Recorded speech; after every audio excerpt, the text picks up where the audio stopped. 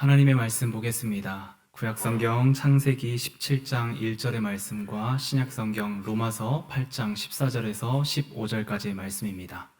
창세기 17장 1절의 말씀과 로마서 8장 14절에서부터 15절까지의 말씀을 제가 봉독하겠습니다. 아브라함이 99세 때에 여호와께서 아브라함에게 나타나서 그에게 이르시되 나는 전능한 하나님이라 너는 내 앞에서 행하여 완전하라. 무릇 하나님의 영으로 인도함을 받는 사람은 곧 하나님의 아들이라. 너희는 다시 무서워하는 종의 영을 받지 아니하고 양자의 영을 받았으므로 우리가 아빠 아버지라고 부르짖느니라. 아멘. 오늘도 주님 안에서 예배하는 성도님들 가정에 주님의 평강과 축복이 가득하기를 기원합니다. 우리가 지난주부터 우리가 사도신경의 말씀을 살펴보고 있습니다. 지난주에 우리는 크레도라는 말로 사도신경의 문을 열었습니다. 크레도라는 단어에는 나의 근원은 하나님께 있습니다 라는 뜻이다 라는 말씀을 드렸고요. 그래서 우리가 사도신경을 고백한다 라는 것은 나의 근원 되신 하나님께 내가 띄고 있는 심장의 근원이 하나님의 것입니다 라고 고백하며 그 심장 소리를 들려드리는 것이 사도신경의 시간이다 라는 말씀을 드렸습니다. 아마 오늘 여러분들 사도신경 외우시면서 지난주하고 조금 느낌이 다르셨나요? 만약에 조금이라도 다르셨다면 이제 여러분들이 사도신경의 문을 제대로 여신 것입니다. 그 사도신경의 문을 열고 이제 안으로 들어가면 사도신경에서 우리가 신앙 고백할 대상을 만나게 됩니다. 세 분의 하나님을 만나게 되는데 성부 하나님, 성자 하나님, 성령 하나님을 우리가 사도신경 안에서 만나고 그분을 나의 하나님으로 고백하게 됩니다. 그 가운데 오늘 우리가 살펴보아야 할 하나님은 성부 하나님입니다. 사실 사도신경을 만들면서 이 사도신경을 만들었던 사람들이 가장 많은 고민을 했던 부분이 있다면 저는 이 성부 하나님에 대한 이 고백문이라고 생각을 합니다. 왜냐하면 성경을 읽어보면 성부 하나님에 관한 이야기가 성경 속에서 방대하게 나와 있기 때문입니다. 그 방대한 내용 중에서 우리가 고백해야 할 부분을 압축해서 문장으로 표현한다는 건 쉬운 일이 아닙니다. 특별히 그것을 한 줄의 문장으로 만든다는 것은 거의 불가능한 일입니다. 그럼에도 불구하고 사도신경에서는 우리가 만나는 성부 하나님에 관하여 우리는 어떻게 고백해야 하는지 그것에 대해서 한 줄로 표현하고 만들어 놓았습니다. 그 한 줄을 저와 여러분들이 다시 한번 입으로 고백하면 좋겠습니다.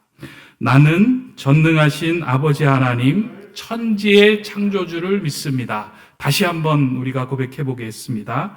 나는 전능하신 아버지 하나님, 천지의 창조주를 믿습니다.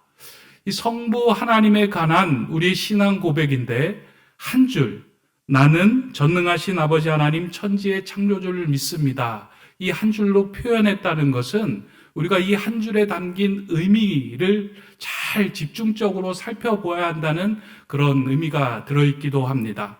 사실 하나님에 대하여 한 줄로 표현한다는 것은 거의 불가능합니다. 왜냐하면 하나님의 속성과 하나님의 사랑과 하나님이 하시는 일은 성경 곳곳에서 여러 가지의 모습과 여러 가지의 사역으로 나타나고 있는데 그 가운데 핵심 요약을 간추린다는 것은 쉽지 않습니다. 그럼에도 불구하고 이 한 줄로 요약해 놓았다는 것은 적어도 이 땅을 살아가는 성도들이 하나님을 아버지라고 부르는 성도들은 어떠한 마음을 가지고 성부 하나님을 대해야 하며 무엇을 붙들고 살아가야 할지를 이 한 줄 안에 포함시켜 놓고 이것을 붙들고 살아가기 위해서 이 한 줄을 만들어 놓은 것입니다. 사도신경은 우리가 그냥 고백이라고만 생각을 하는데요. 사실은 고백이라고 하는 것과 함께 사도신경에는 선포의 기능이 함께 담겨져 있습니다. 고백은 그냥 내 신앙을 고백을 하면 되는 것인데, 선포라는 것은 내가 믿고 있는 하나님은 이런 분입니다 라고 다른 사람들에게도 알려질 수 있도록, 옆에 사람들도 듣고 믿지 않는 사람들도 듣도록 선포하는 기능이 사도신경 안에, 우리의 고백 안에 담겨져 있다는 겁니다. 따라서 나는 전능하신 아버지 하나님 천지의 창조주를 믿습니다 라는 것은 고백을 넘어서 선포의 기능이 있다는 거예요. 나는 성부 하나님을 만나는데 그분은 전능하신 아버지 하나님이며 천지의 창조주이십니다. 나는 그것을 믿고 선포합니다. 라는 그 메시지가 우리가 사도신경을 외울 때마다 그 안에 담겨져 있습니다. 근데 선포가 선포되기 위해서는요, 그 만나는 하나님을 내가 경험하지 않고서는 사실 그 선포의 기능이 약해집니다. 그냥 형식적으로 외우는 고백에 불과한데, 이 선포가 선포되기 위해서는 내가 고백하는 하나님을 경험하고 만날 때 이 선포에 힘이 실리기 시작합니다. 여러분들도 경험해 보시죠? 내가 경험한 것들에 대해서 이야기할 때는 강력한 힘이 실려요. 그런데 어디서 주워 들은 거로 이야기할 때는 아닌가? 아니면 말고. 이렇게 이야기를 하지만 내가 경험하고 느끼고 체험한 것을 이야기할 때는 그 선포에는 힘이 실립니다. 그렇게 우리가 사도신경을 외울 때에 단지 입술의 고백으로만 외워야 하는 것이 아니라 우리가 고백하는 대상, 성부 하나님, 성자 하나님, 성령 하나님을 고백한다고 하면 우리의 일상에서 경험되는 그 성부 하나님, 성자 하나님, 성령 하나님에 대한 체험이 고스란히 묻어 있어야 합니다. 그런 맥락에서 볼 때 저는 이번에 이제 사도신경을 우리가 함께 나누고 있잖아요. 이것을 입술의 고백이나 어떠한 교리로만 우리가 이해하고 풀어가는 시간이 아니고요. 여러분이 한 주간에 이 말씀을 듣고 나눈 그 한 주간의 그 생각을 여러분 마음에 품었다가, 오늘 들었던 성부 하나님, 또 성자 하나님, 성령 하나님, 내 일상에서 어떻게 역사하시고 내 삶을 이끌어 가시는지 그 경험을 해 나가야 합니다. 그래서 한 2달, 3달 정도 사도신경을 살펴보는 가운데 여러분들이 경험한 하나님에 관한 이야기들이 더 풍부해질 때 이 사도신경의 시간이 그냥 얼렁뚱땅 넘어가는 시간이 아니라 하나님과의 깊은 관계와 고백과 선포의 시간이 될 수 있기 때문입니다. 오늘 우리가 함께 살펴볼 그 고백과 선포의 대상은 성부 하나님입니다. 우리가 너무나 잘 알고 계신 하나님입니다. 오늘 우리가 읽은 나는 전능하신 아버지 하나님 천지의 창조주를 믿습니다. 이 한 줄에는 하나님에 대한 고백을 이렇게 두 부분으로 이렇게 나누어 놓고 있다는 것을 보게 됩니다. 하나는 나는 전능하신 아버지 하나님을 믿습니다 하는 부분하고요. 또 하나는 나는 천지의 창조주를 믿습니다 하는 부분이 있습니다. 그러니까 하나님의 성부 하나님에 대한 그 우리의 고백과 선포를 하면서요, 그 안에는 크게 이 두 가지가 담겨져 있다는 거예요. 나는 전능하신 아버지 하나님을 믿습니다. 나는 천지의 창조주 하나님을 믿습니다. 이 두 가지의 기능을 다 오늘은 살펴볼 수 없으니까 오늘하고 다음 주에 걸쳐서 하나씩 좀 나누어서 살펴보려고 합니다. 오늘은 나는 전능하신 아버지 하나님을 믿습니다. 이 부분을 좀 우리가 함께 들여다보려고 합니다. 사도신경의 문을 열고 들어가서 처음 만나는 하나님을 우리가 아버지라고 부른다는 것은 어마어마한 파격적인 사건입니다.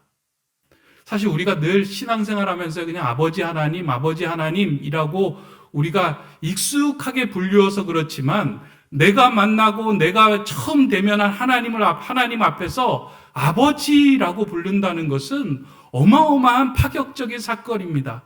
거룩하시고 전능하신 그 하나님을 죄인인 우리가 아버지라고 부른다는 것은 어마어마한 사건이 그 상황에서 벌어지고 있다는 것입니다. 그러나 예수님은 하나님을 아버지라고 부르시면서 제자들과 그리고 하나님을 믿는 성도들에게 하나님은 아버지다라고 가르쳐 주시며 부르게 하셨습니다. 특별히 하나님께 드리는 기도를 가르쳐 주면서 하나님을 하늘에 계신 우리 아버지요 라고 부르라고 제자들과 무리들에게 알려주셨다는 겁니다. 그 이전까지만 해도 하나님을 아버지라고 부르는 일은 생소한 일이었고 낯선 일이었는데 예수님은 하나님을 아버지라고 부르는 동시에 너희들도 하나님을 아버지라고 불러라 라고 말씀합니다. 거기에는 이유가 있습니다. 예수님께서는 하나님을 단지 어떠한 세력이나 우리의 기도를 들어주는 신적 대상으로만 여기지 않기를 바라셨기 때문입니다. 우리가 믿는 하나님이 그냥 우리의 기도만 들어주는 어떠한 강력한 세력이나 신적 대상으로만 우리가 인정하는 것이 아니라 하나님을 믿는 우리와 하나님과의 관계 속에서 친밀하고 아주 끈끈한 관계가 이루어지기를 바라면서 예수님은 하나님을 너희도 아버지라고 부르라라고 말씀하셨던 것입니다. 사실 하나님을 아버지로 묘사한다는 것은 그 아버지 안에 하나님이 다 담기지는 않습니다. 그렇잖아요? 하나님이 더 커요? 아버지가 더 커요? 하나님이 더 큽니다. 그럼에도 불구하고 아버지라고 하나님을 부르라고 한 것은 이 땅에서 가장 친근하고 밀접한 관계를 표현하고 있는 단어와 관계 속에서 찾아낸 그 한 단어가 아버지였기 때문에 하나님을 아버지라고 부르게 한 것입니다. 그래서 예수님은 이 호칭을 통해서 하나님과 더 친밀하기를 경험하셨고요. 그래서 하나님과의 아버지의 관계를 회복함을 통해서 하나님이 우리를 위해 얼마나 사랑하시고 우리를 얼마나 아끼시고 우리 인생을 책임져 주시는 분인지를 실제로 경험하기를 원하는 마음에서 하나님을 아버지라고 부르라라고 말씀한 것입니다. 그러한 맥락에서 볼 때 우리가 믿는 하나님과 더 친근해지기 위해서는 예수님이 가르쳐 주셨던 이 아버지에 대한 호칭에 대해서 조금 더 깊게 생각해 보아야 할 필요가 있습니다. 우리가 아버지라고 부를 때 생겨나는 관계들이 있는데 이 생겨나는 관계들에 대해서 조금 더 살펴볼 필요가 있습니다. 우리가 하나님을 아버지라고 부를 때 크게 두 가지의 관계가 생겨나는데요. 하나는 아버지와 우리의 사이에 부자지간이 되는 관계가 생겨납니다. 너무 당연한 일이죠. 하나님 앞에서 하나님을 아버지라고 부르는 순간 우리는 하나님의 자녀가 됩니다. 그래서 아버지라고 부르는 순간 하나님과 우리는 부자지간이 됩니다. 혹시 여성분들 불편하실 필요는 없습니다. 부자지간에 부녀지간이 같이 포함되어 있습니다. 이 하나님의 자녀가 됨을 인정하는 것은 사도신경의 가장 기초가 되는 고백입니다. 하나님을 아버지라고 부르고 우리가 하나님의 자녀가 되는 것은 사도신경의 신앙 고백 가운데 가장 기초가 됩니다. 왜냐하면 하나님을 아버지로 부르는 순간 나의 근원이 하나님께 있음을 인정하는 일이에요. 우리 그렇잖아요. 옆집 아저씨에게 우리가 갑자기 아버지라고 부르지는 않잖아요. 나를 낳아주신 분에게 아버지라고 부르잖아요. 이 아버지라고 부르면은 그 의미가 있어요. 나의 근원은 내가 태어남은, 내가 생겨남은 당신에게 있습니다. 라는 고백이 아버지에 들어있고요. 또 하나는 내 인생을 책임져 주실 분이 당신이십니다. 라는 신뢰가 그 안에 들어있다는 겁니다. 그래서 아버지라고 부르는 순간 하나님께서는 자녀된 우리의 인생을 책임져 주시고 그 앞길을 지도하시고 인도해 나가신다는 거예요. 그래서 사도신경에 하나님을 아버지라고 부르는 순간 이 은혜를 우리는 반드시 경험해야 합니다. 지난 주간에 이제 이 사도신경의 말씀을 가지고 이 한 구절을 가지고 오랜 시간 묵상을 하면서 이 아버지와 자녀의 관계를 어떻게 풀어가면 좋을까? 어떠한 끈끈한 관계가 있는 것을 우리 성도님들에게 설명하면 좋을까? 산보를 하면서도 생각하고 책을 보면서도 생각하고 신문 기사를 보면서도 생각했는데 이렇게 막 마땅한 그런 게 없는 거예요. 너무 흔하다 보니까 마땅한 게 없어요. 그런데 어느 날 아마 이런 제가 불쌍해 보였는지 하나님께서 이런 저에게 긍휼함을 베풀면서 이렇게 신문에 뉴스 기사 한 줄이 이렇게 툭 눈에 보이게 하시더라고요. 그 신문의 뉴스 기사가 무엇이었냐면 장애를 가지고 태어난 아들을 위해서 철인 3종 경기에 도전했던 그 아버지 디코잇에 관한 뉴스 기사가 났는데요. 안타까운 소식이에요. 80세의 일기로 이제 별세하였다라는 기사였는데 그 디코잇이 눈에 확 들어오더라고요. 그렇지. 아버지와 자녀와의 관계에서 많은 사람들에게 전 세계적으로 감동을 주었던 그 인물이 있지라는 생각이 들면서 제가 그 영상을 막 또 다시 찾아보았어요. 찾아보면서 그래. 아버지라고 부르는 순간 자녀를 위해 모든 것을 쏟아붓는 모습이 이 영상보다 잘 표현한 것이 있을까라는 생각이 들었습니다. 아마 여러분들도 얼핏 기억이 나실 것 같은데요. 또 우리 그리스도인들은 또 하나님의 은혜로 날마다 새롭게 되는 은혜를 타고 나서 아마 기억이 가물가물하고 새로워질 것 같습니다. 그래서 제가 한번 영상을 좀 준비를 해봤는데요. 여러분 이 영상을 보시고 왜 이 아버지의 마음이 이렇게 움직였을까? 무엇 때문에 이런 아버지의 마음이 움직여서 아들을 위해 모든 것을 쏟아부었을까 하는 것을 좀 생각하면서 함께 영상을 잠깐 보도록 하겠습니다.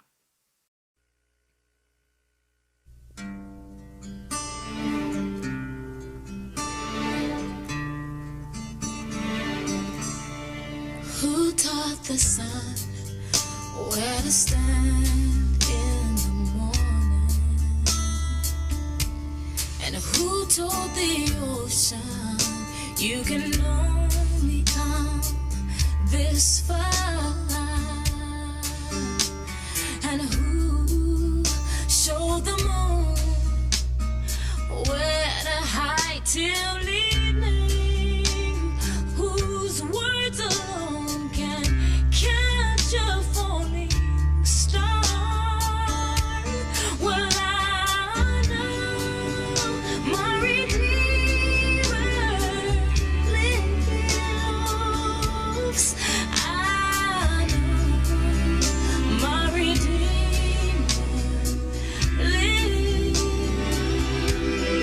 All of creation testifies this life within me cries. I know my Redeemer lives.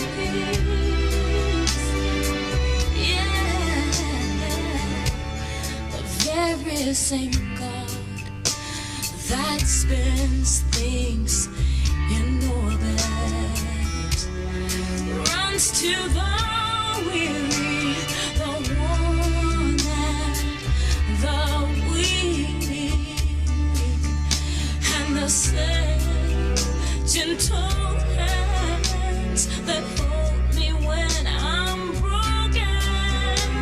They conquer death to bring me victory. Now I know my Redeemer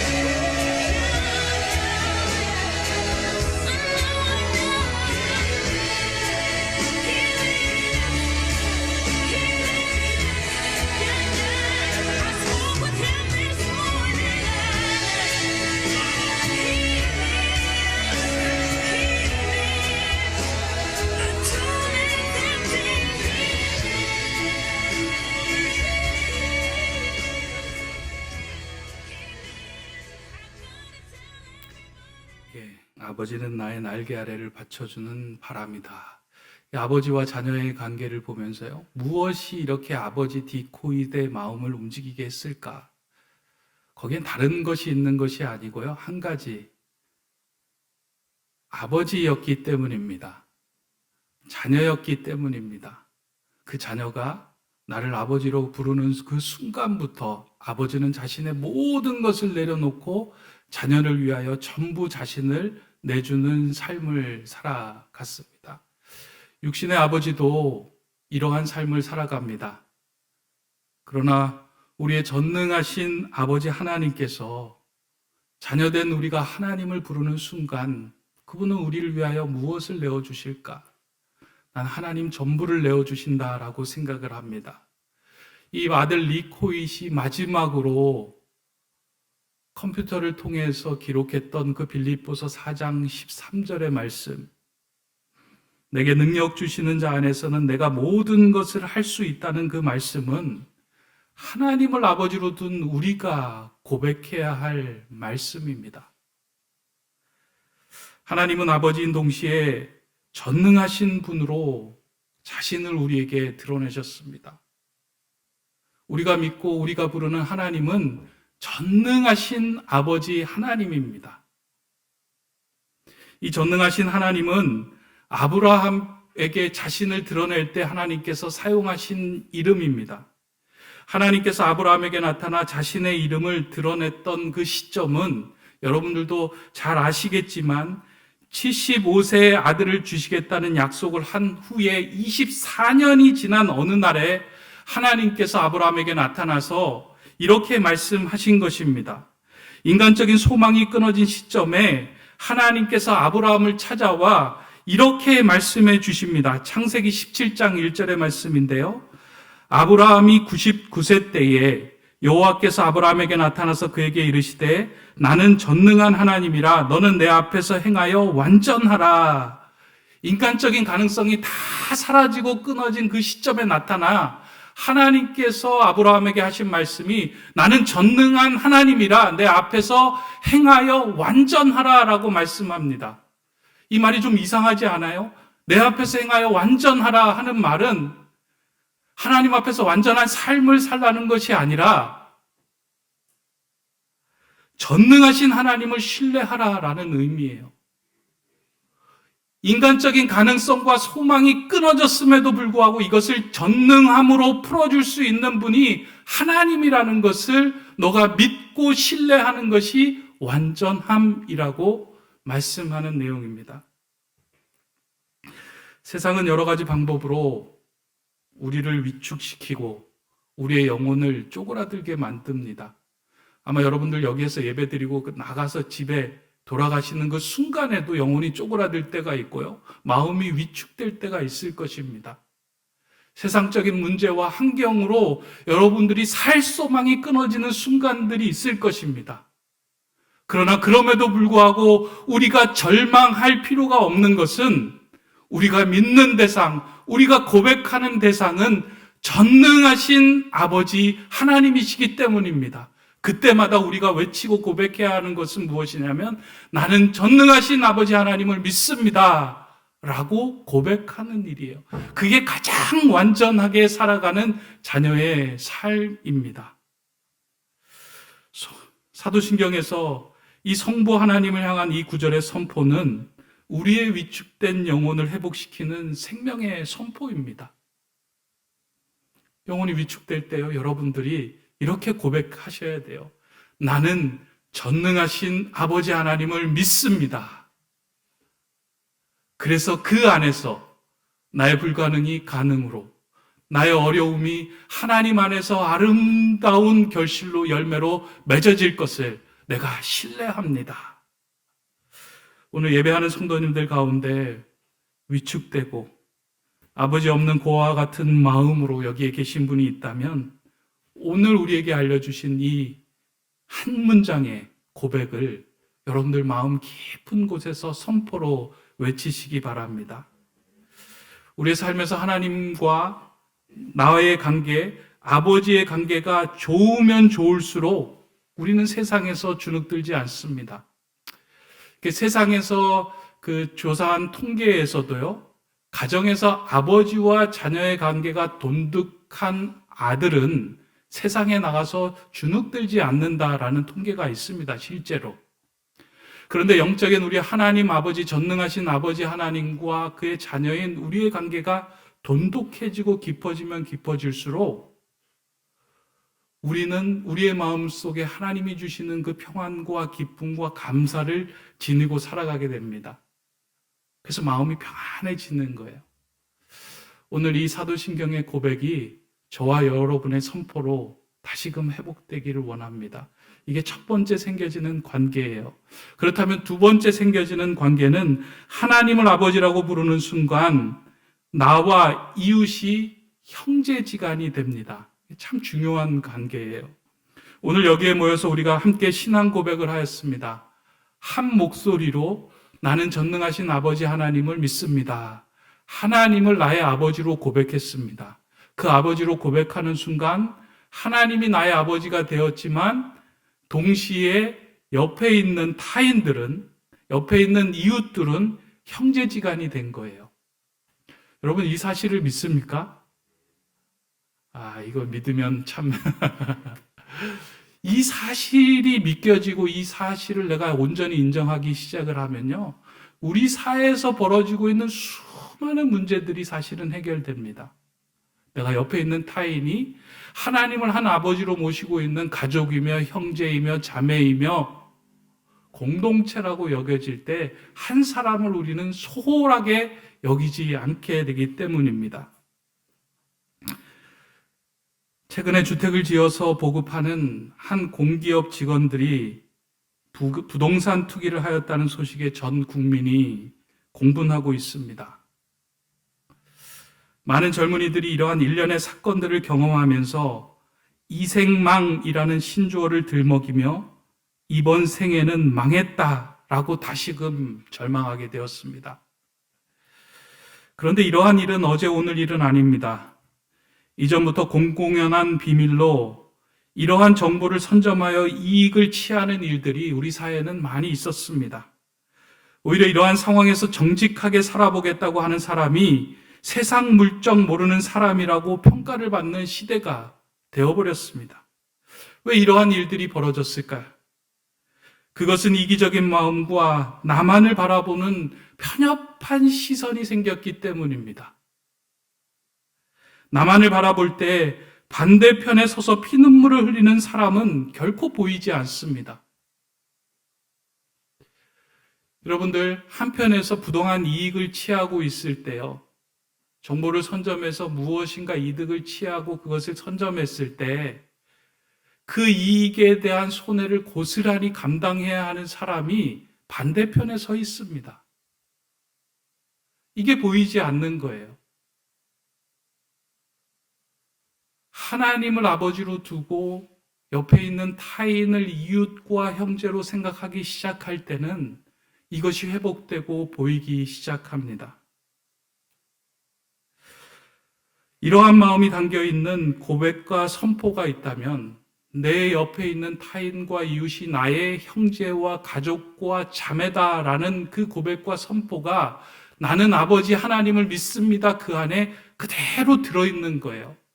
아까 이야기했던 것처럼 이 고백을 하는 삶은 이 선포하고 연결이 되어야 되는 거예요. 그럼 여러분들이 그리스도인으로 살아갈 때 이 땅에서 어떻게 살아가야 할까요? 아마 쉽지는 않을 겁니다.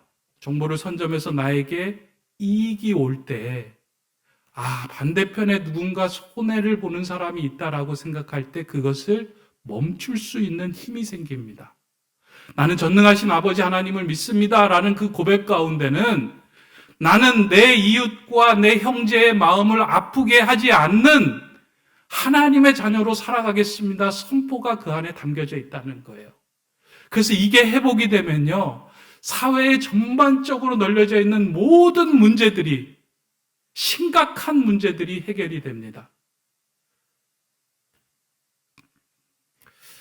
마음이 불편한 뉴스가 많았었는데 최근에 훈훈한 뉴스도 하나 있었습니다. 여러분들도 보셨겠지만 최근에 한 치킨집이 이제 이렇게 난리가 났죠.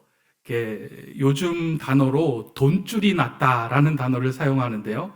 어떤 일이냐면 이 치킨집 사장님이 배고픈 형제에게 이제 치킨을 제공을 했더니만 사람들이 그 훈훈한 감동 이야기를 듣고 막 주문을 해서 그 치킨집에게 이제 돈으로 혼줄을 내는 사건이 벌어진 거예요. 그 이야기를 이렇게 살펴보니까 이제 이 형제가 있는데 사고로 부모님을 잃고 할머니하고 같이 살아가는 그 형제예요. 이제 형이 고등학생이고 이제 동생은 이제 나이가 이렇게 많지는 않았는데 형이 아르바이트를 하면서 이제 동생에게 간식도 사주고 동생에게 용돈도 챙겨줬는데 코로나로 인해서 아르바이트도 끊겨지고 뭐 여러 가지 어려운 상황 속에서 이 동생이 이제 치킨이 먹고 싶어가지고 떼를 쓰고 우는 거예요. 그런데 손에 쥐고 있던 돈은 5천 원밖에 없어서 치킨집 앞을 서성이다가 용기를 내서 진짜 치킨집으로 들어간 거예요. 5천 원치 먹을 치킨이 있습니까? 그랬더니 이제 다른 치킨집에서는 없다. 5천 원짜리 치킨이 없잖아요. 아마 그 주인도 사실대로 얘기했을 거예요. 야, 우리 5천 원짜리 치킨 없다. 그렇게 몇 군데를 전전하다가 한 군데에 이르러서 여기 5천 원어치 먹을 치킨이 있습니까? 라고 물었는데 그 치킨집 사장이 이 아이들을 보니까 이 아이들의 이제 모습 속에서 이 먹고 싶어 하는 마음과 그런 간절한 여러 가지가 읽혀져서 그 아이들을 불러들여 가지고 치킨을 그냥 제공을 한 거예요. 그럴 수 있잖아요. 치킨을 제공했잖아요. 그리고 난 다음에 이제 동생에게 다 먹고 난 다음에 동생에게 배고플 때 와서 오면 내가 치킨 사줄게 라고 이야기했더니 이제 철없는 동생은 배고플 때 와가지고 몇 번이나 치킨을 얻어 먹은 거예요. 근데 이제 사장님이 보기에 이 아이들이 이제 머리도 덥수룩하고 그러니까 이발소에서 데려가 이발도 시켜주고 이제 좋은 말도 해주면서 이 형이 그 모습을 보고 이렇게 귀한 감동을 받은 거예요. 아, 저 사장님에게 베풀어 줄 것이 무엇인가 아무것도 없는 것을 생각하면서 이제 손편지를 쓴 거예요. 나는 뭐 평범한 고등학생입니다.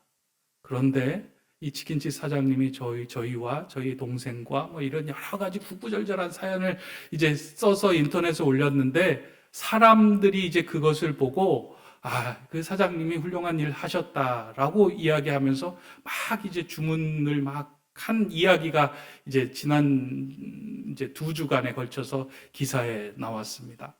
제가 그 모습을 보면서 너무나도 당연하고 또 이전에는 많이 일어났던 일들이 특별한 기사처럼 대두되는 것이 마음에 아팠지만 한편으로는 와, 이러한 모습을 보는 하나님의 모습은 어떨까?